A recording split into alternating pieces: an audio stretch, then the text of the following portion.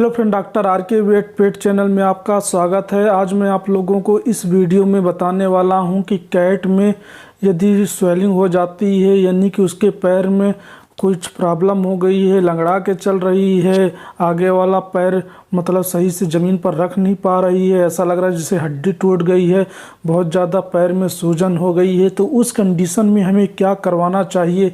अपने registered veterinary doctor की help से ऐसे कौन कौन से इंजेक्शन आते हैं, सिरप आते हैं, उसको देख करके हम लोग अपनी जो कैट की प्रॉब्लम है, स्वेलिंग की जो प्रॉब्लम है लेग की, उसको सही कर सकते हैं। तो फ्रेंड्स, उस कंडीशन में चाहो तो आप अपने रजिस्टर्ड वेटरनरी डॉक्टर की हेल्प से जो सिरप आता है, न्यूरोक्विक का सिरप आता है, उसको अपनी कैट को दे सकते हैं।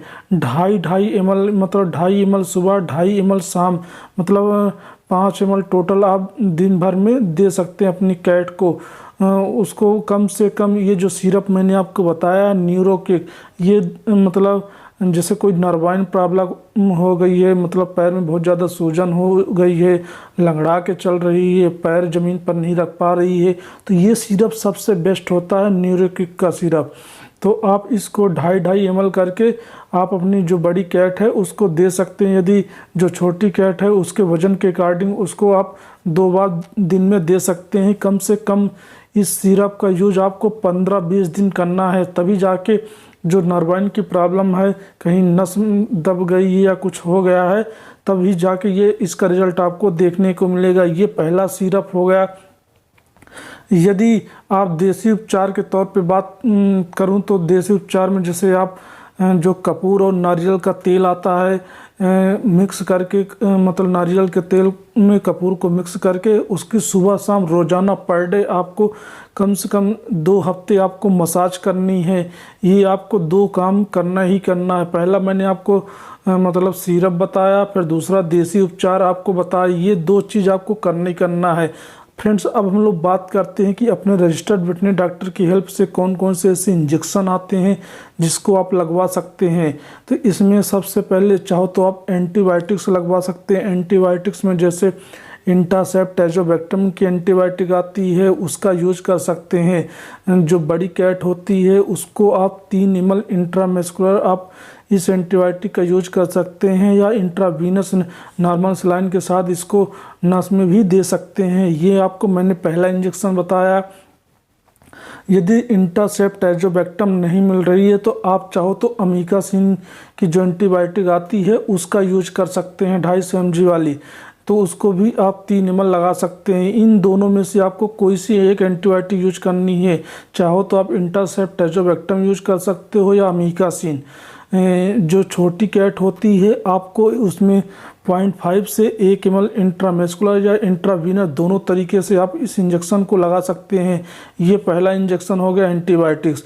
अब हम लोग बात करते हैं कि जो कैट होती है, कैट के पैर में बहुत ज़्यादा सूजन हो गई, जो फ्रंट वाला लेग है, मतलब जो आगे के पैर है उसमें बहुत ज़्यादा सूजन हो गई है, या पीछे वाले जो दोनों पैर हैं ऊंचाई से गिर गई है तो उसमें सूजन हो गई। सूजन के कारण उसको दर्द भी हो रहा, दर्द के साथ साथ उसको कैट को बुखार भी हो गया, तो उस कंडीशन में आप चाहो तो कैप्रोफेन का इंजेक्शन यूज कर सकते हैं।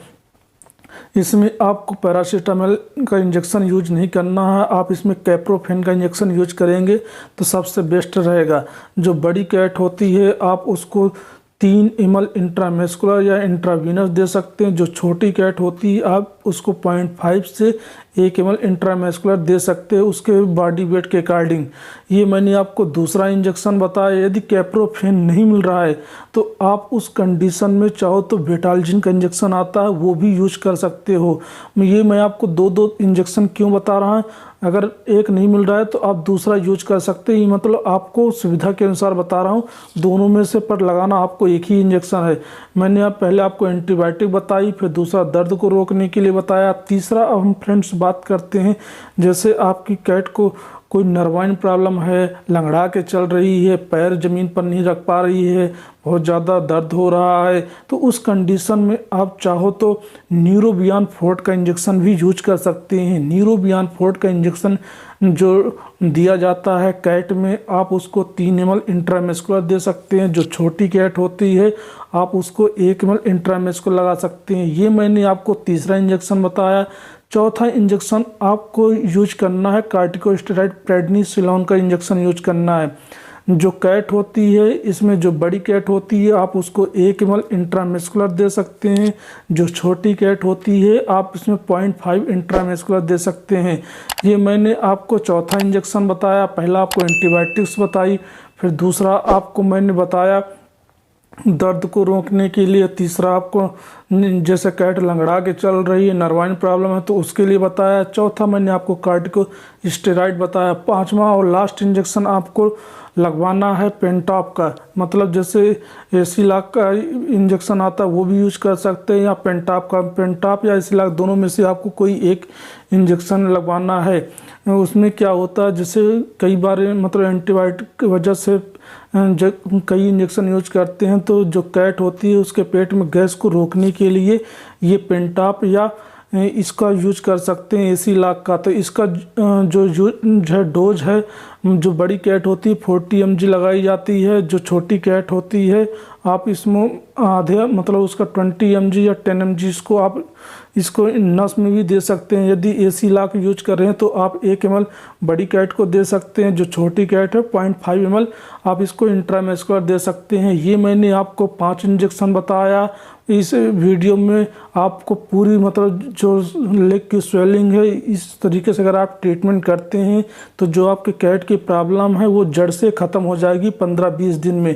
ये जो मैं आपको इंजेक्शन बताया कम से कम 7 दिन आपको करना ही करना है। जो सिरप मैंने आपको न्यूरोकिक का सिरप बताया उसको भी आपको यूज करेंगे तो आपकी जो कैट है मतलब लंगड़ा के चल रही है उसको जल्दी से रिकवरी हो जाएगी। फ्रेंड्स, अगर मेरी वीडियो अगर आपको अच्छी लगी हो तो चैनल को सब्सक्राइब करें और साथ ही साथ बेल आइकन बटन को जरूर दबाएं।